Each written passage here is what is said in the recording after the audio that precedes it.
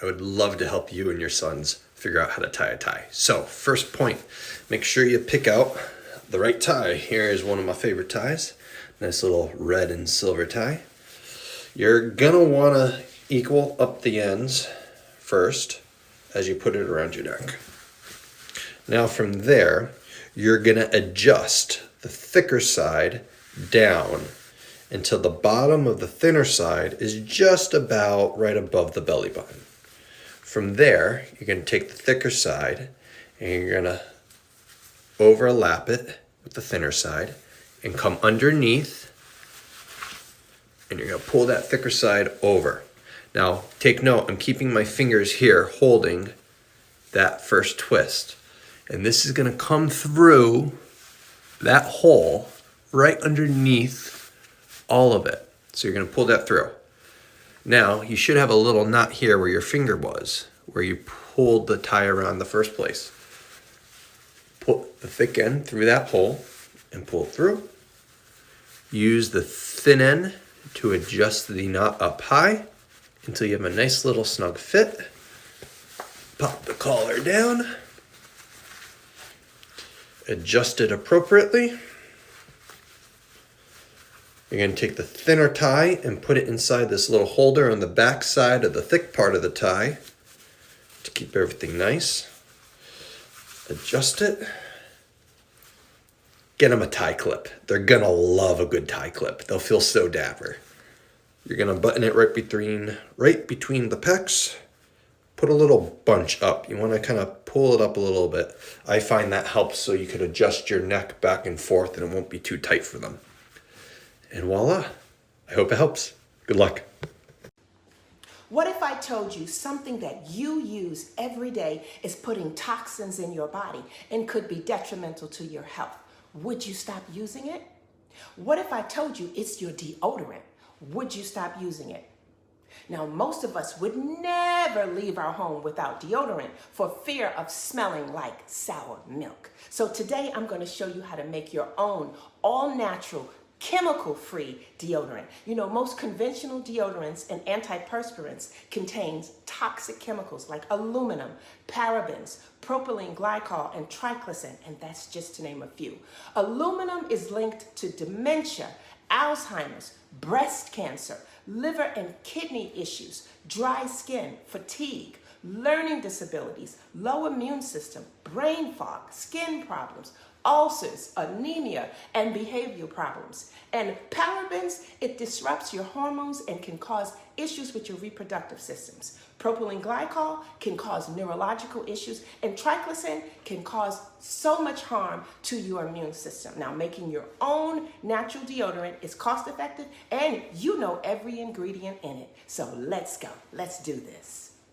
So we're using pure unrefined shea butter, pure unrefined coconut oil, arrowroot powder, baking soda, bentonite clay for its antibacterial properties, beeswax, and essential oil, a pure essential oil of your choice. So we're going to need to boil this down. You can put it in a double boiler if you have one. I don't, so we're going to use a pot of water and boil it with an oven-safe bowl. You're going to boil it down for about 10 minutes, add in your beeswax, and stir until everything melts down. You're going to put everything together and mix well, and then I have a deodorant jar from Amazon, or you can use an old jar. Pour everything together. I refrigerate it for a while, and there you go. And look, when you put it on, it goes on clear.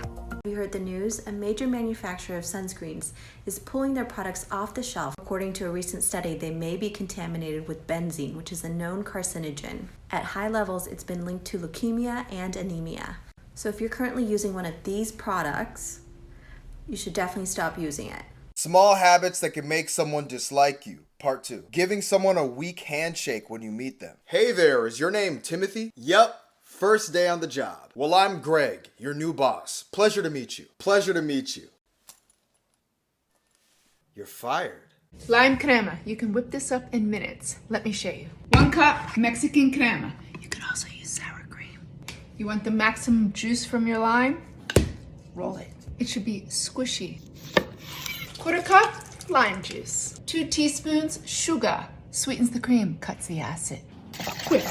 Because you're fancy and you want to make it pretty, grab a squeeze bottle. These are like 99 cents. Load it in. Pop it into the refrigerator. It'll last you up to a week. Top it on nachos, tacos, even my grilled chicken enchiladas rojas. That recipe's in my cookbook. Honestly, put it on whatever you want. There's no rules in cooking. Cook with passion, be creative.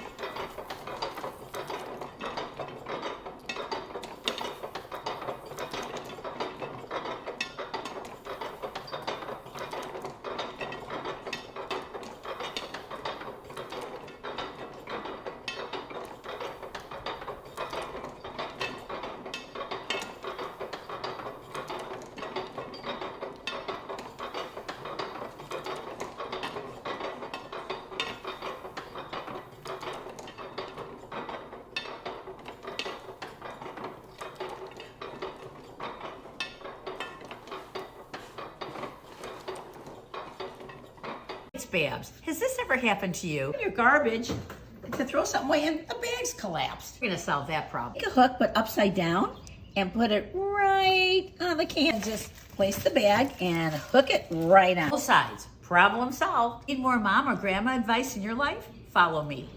Fuck out of my way, door.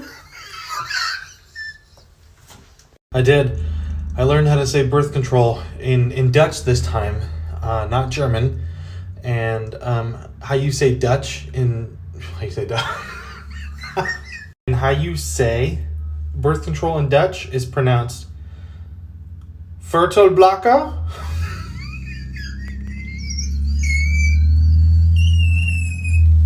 Here's a little hack you can use if you're cooking shrimp. So if you overcook your shrimp is going to become really hard. And the longer you cook your shrimp, the more it curls. We got overcooked, done just right, and undercooked. Undercooked one just has a little bit of curvature to it. C for cooked properly, and the shrimp makes the letter O when it's overcooked.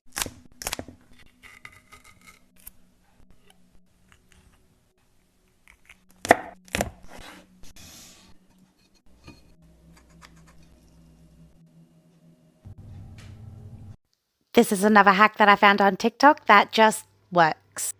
A dish wand, vinegar, and dish soap. A lot of you probably already know this. I already had the same solution in the shower, but in a spray bottle with a cloth. And honestly, it was just such a waste of time. You can even do the outside of your showers and just wipe it down with a towel or anything of microfiber, and it just comes up so clear. This is the definition of a crafted burger, and I want to challenge any cook on this app that can make a better burger than this one. So tag your favorite cook to see if they are up for the challenge. So let's get started on this one. I'm going to start off with burger buns that I made from scratch. I'm going to start cooking off some bacon. I'm going to take out my bacon and leave a little bit of the bacon fat in there to cook some onion in it to give it that nice flavor. A little bit of salt, back in with the bacon, some brown sugar, and beef broth. Now I'm going to let that reduce. Once it's done, you have an amazing bacon jam. And now we'll make a beer batter because we're making beer batter onion rings. And now we fry our onion ring. Look at the nice golden brown color. It is done. Toast your buns with some butter. Now we smash our meat, season with salt and black pepper. Give them a flip, cheddar cheese and Munster cheese. Spicy mayo, your burger patties, bacon jam, your onion ring, crown it with your bun. And now tell me this isn't the perfect burger. Just look at how amazing that burger looks. And you guys, this is a special one. This is how to be a sassy bucka, part 1.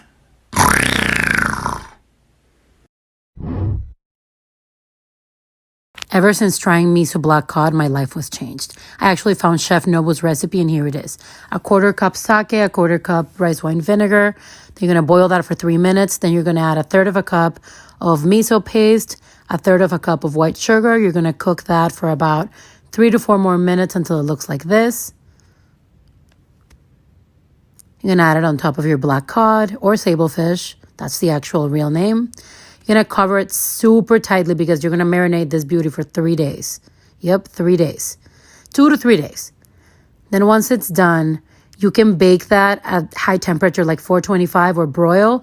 I actually broiled for 7 minutes and here it is. So buttery and so good. Hey, so my kids are always putting their hands on the wall.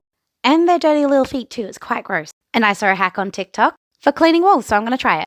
You want to add dish soap, and they're using borax. I don't have borax, so I'm just using bicarb. And the final ingredient is softener. So you're going to grab that softener and you're not going to put it in your bucket. You're going to put it in your washing machine. Yeah, that's what you're going to do. Then you're going to turn your washing machine on and you're going to put a load of washing on.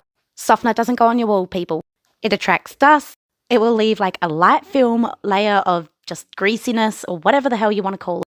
And it's flammable. Like, why would you add more flammable stuff to your walls? That's dangerous. Don't do that. Anyway, warm water will do, and a mop just like this. Dip it in your solution and start mopping your walls. If you have any stains that are really stuck, gumption works the best. Trust me, I love it.